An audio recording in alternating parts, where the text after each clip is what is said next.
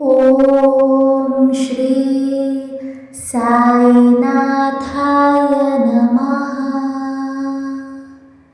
ಇಂದು ಪವಿತ್ರವಾದಂತಹ ಗುರುಪೂರ್ಣಿಮೆ. ಸಾಯಿಬಾಬಾ ಅಂದರೆ ಗುರುವಿನ ಸ್ಮರಣೆಯನ್ನು ಯಾರ್ಯಾರು ಮಾಡ್ತಾರೋ ಅವರಿಗೆ ಅವರ ಇಚ್ಛಿತವಾದಂತಹ ಆಸೆ ಆಕಾಂಕ್ಷೆಗಳು ಪರಿಪೂರ್ಣವಾಗುತ್ತೆ. ಸಾಯಿಬಾಬಾರ ಆಶೀರ್ವಾದದಿಂದ ಎಲ್ಲ ಕೆಲಸ ಕಾರ್ಯಗಳಲ್ಲಿ ವಿಜಯ ಲಭಿಸುತ್ತೆ. ನಾವು ಮನಸ್ಸಿನಲ್ಲಿ ಏನೇ ಕೋರಿಕೊಂಡರೂ ಅದು ತಕ್ಷಣ ನೆರವೇರುತ್ತೆ ಅಂತ ನಂಬಲಾಗುತ್ತೆ. ಗುರುವಿನ ಆಶೀರ್ವಾದ ಬೇಕಂದರೆ ಗುರುವಿನ ಧ್ಯಾನ, ಗುರುವಿನ ಸ್ಮರಣೆಯಲ್ಲಿ ನಾವು ತಲ್ಲೀನರಾಗಬೇಕು.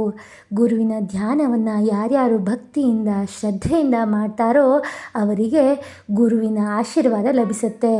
ಯಾರ್ಯಾರಿಗೆ ಗುರು ಶಾಪವೂ ಇರುತ್ತೋ ಅವೆಲ್ಲವೂ ಈ ದಿನ ನಾಶವಾಗುತ್ತೆ. ಅಂದರೆ ಗುರು ಶಾಪದಿಂದ ಮುಕ್ತಿ ದೊರೆಯುತ್ತೆ ಅಂತ ಹೇಳಲಾಗುತ್ತೆ. ಇಂತಹ ಪವಿತ್ರ ದಿನದಂದು ಗುರು ಸ್ವರೂಪರಾದಂತಹ ಸಾಯಿಬಾಬಾರ ಈ ಮಂತ್ರಗಳನ್ನು ಪಠಿಸಿ, ಧ್ಯಾನಿಸಿ ಮತ್ತು ಇತರರೊಂದಿಗೆ ಹೇಳಿಕೊಳ್ಳಿ. ಇದರಿಂದ ನಿಮಗೂ ನಿಮ್ಮ ಕುಟುಂಬಕ್ಕೂ ಆಯುಷ್ಯ, ಆರೋಗ್ಯ, ಐಶ್ವರ್ಯವು ಪ್ರಾಪ್ತಿಯಾಗುತ್ತೆ. ಭಗವಂತನ ಕರುಣೆಯು ಸದಾ ನಿಮ್ಮ ಮೇಲೆ ಇರುತ್ತೆ. ಈಗ ಮಂತ್ರದ ಪಾರಾಯಣವನ್ನು ಶುರು ಮಾಡೋಣ. ಓಂ ಶ್ರೀ ಸಾಯಿನಾಥಾಯ ನಮಃ. ಓಂ ಸದ್ಗುರು ಸಾಯಿನಾಥಾಯ ನಮಃ. ಓಂ ಸಚ್ಚಿದಾನಂದ ಸಮರ್ಥ ಸದ್ಗುರು ಸಾಯಿನಾಥಾಯ ನಮಃ. ಓಂ ಶ್ರೀ ಸಾಯಿ ದತ್ತಾಯ ನಮಃ. ಓಂ ಶ್ರೀ ಸಾಯಿ ಕೃಪಾನಿಧಿಯೇ ನಮಃ. ಓಂ ಶ್ರೀ ಸಾಯಿನಾಥ ಶರಣಂ ಮಮ. ಓಂ ಶ್ರೀ ಸಾಯಿನಾಥಾಯ ನಮಃ. ಓಂ ಸದ್ಗುರು ಸಾಯಿನಾಥಾಯ ನಮಃ. ಓಂ ಸಚ್ಚಿದಾನಂದ ಸಮರ್ಥ ಸದ್ಗುರು ಸಾಯಿನಾಥಾಯ ನಮಃ. ಓಂ ಶ್ರೀ ಸಾಯಿ ದತ್ತಾಯ ನಮಃ. ಓಂ ಶ್ರೀ ಸಾಯಿ ಕೃಪಾನಿಧಯೇ ನಮಃ. ಓಂ ಶ್ರೀ ಸಾಯಿನಾಥ ಶರಣಂ ಮಮ. ಓಂ ಶ್ರೀ ಸಾಯಿನಾಥಾಯ ನಮಃ. ಓಂ ಸದ್ಗುರು ಸಾಯಿನಾಥಾಯ ನಮಃ. ಓಂ ಸಚ್ಚಿದಾನಂದ ಸಮರ್ಥ ಸದ್ಗುರು ಸಾಯಿನಾಥಾಯ ನಮಃ. ಓಂ ಶ್ರೀ ಸಾಯಿ ದತ್ತಾಯ ನಮಃ. ಓಂ ಶ್ರೀ ಸಾಯಿ ಕೃಪಾನಿಧಿಯೇ ನಮಃ. ಓಂ ಶ್ರೀ ಸಾಯಿನಾಥ ಶರಣಂ ಮಮ. ಓಂ ಶ್ರೀ ಸಾಯಿನಾಥಾಯ ನಮಃ.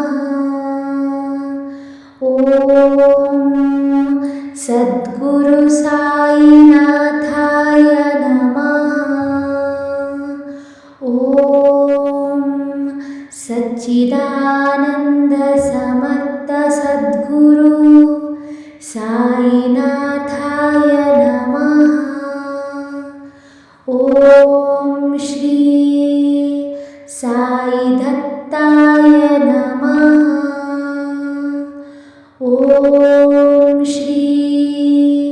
साई कृपानिधये नमः। ॐ श्री साईनाथ शरणं मम। ॐ श्री साईनाथाय नमः। ॐ सद्गुरु साईनाथाय नमः। ॐ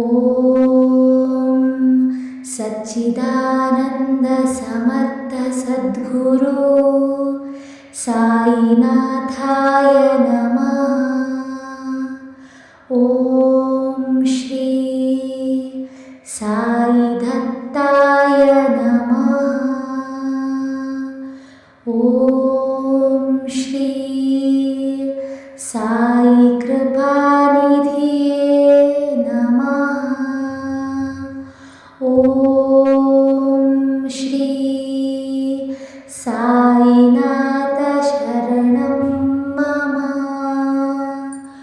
ॐ श्री साईनाथाय नमः। ॐ सद्गुरु साईनाथाय नमः। ॐ सच्चिदानन्द समर्थ सद्गुरु साईनाथाय नमः। ॐ श्री साई दत्ताय नमः। ॐ श्री साई कृपानिधये नमः। ॐ श्री साईनाथ शरणं मम। ॐ श्री साईनाथाय नमः। ॐ सद्गुरु साईनाथाय नमः। ॐ सच्चिदानन्द समर्थ सद्गुरु साईनाथाय नमः। ॐ श्री साई दत्ताय नमः। ॐ श्री साई कृपानिधये नमः। ॐ श्री साईनाथ शरणं मम। ॐ श्री साईनाथाय नमः। ॐ सद्गुरु साईनाथाय नमः। ॐ सच्चिदानन्द समर्थ सद्गुरु साईनाथाय नमः।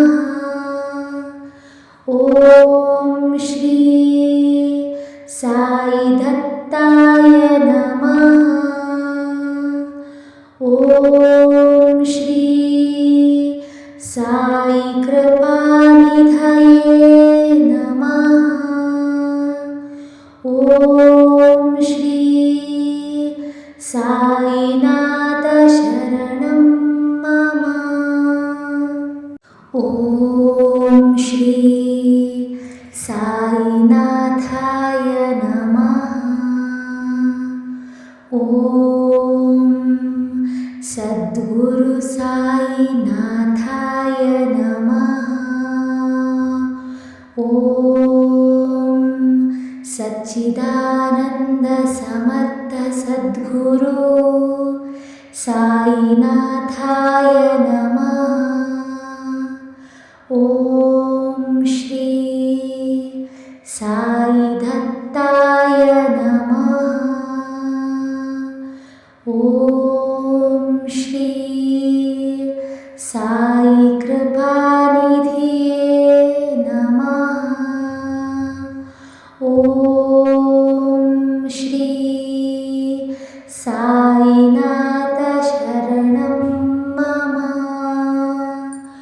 ॐ श्री साईनाथाय नमः। ॐ सद्गुरु साईनाथाय नमः। ॐ सच्चिदानन्द समर्थ सद्गुरु साईनाथाय नमः। ॐ श्री साई दत्ताय नमः। ॐ श्री साई कृपानिधये नमः। ॐ श्री साईनाथ शरणं मम। ॐ श्री साईनाथाय नमः। ॐ सद्गुरु साईनाथाय नमः। ॐ सच्चिदानन्द समर्थ सद्गुरु साईनाथाय नमः। ॐ श्री साई दत्ताय नमः। ॐ श्री साई कृपानिधये नमः। ॐ श्री साईनाथ शरणं मम। ॐ श्री साईनाथाय नमः। ॐ सद्गुरु साईनाथाय नमः। ॐ सच्चिदानन्द समर्थ सद्गुरु साईनाथाय नमः। ॐ श्री साई दत्ताय नमः। ॐ श्री साई कृपानिधये नमः। ॐ श्री साईनाथ शरणं मम। ॐ श्री साईनाथाय नमः। ॐ सद्गुरु साईनाथाय नमः। ॐ सच्चिदानन्द समर्थ सद्गुरु साईनाथाय नमः। ॐ श्री साई दत्ताय नमः। ॐ श्री साई कृपानिधये नमः। ॐ श्री साईनाथ शरणं मम। ॐ श्री साईनाथाय नमः। ॐ सद्गुरु साईनाथाय नमः। ॐ सच्चिदानन्द समर्थ सद्गुरु साईनाथाय नमः। ॐ श्री साई दत्ताय नमः। ॐ श्री साई कृपानिधये नमः।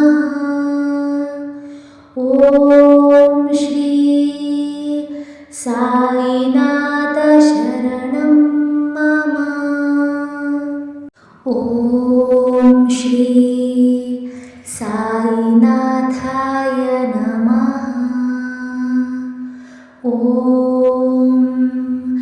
सद्गुरु साईनाथाय नमः। ॐ सच्चिदानन्द समर्थ सद्गुरु साईनाथाय नमः।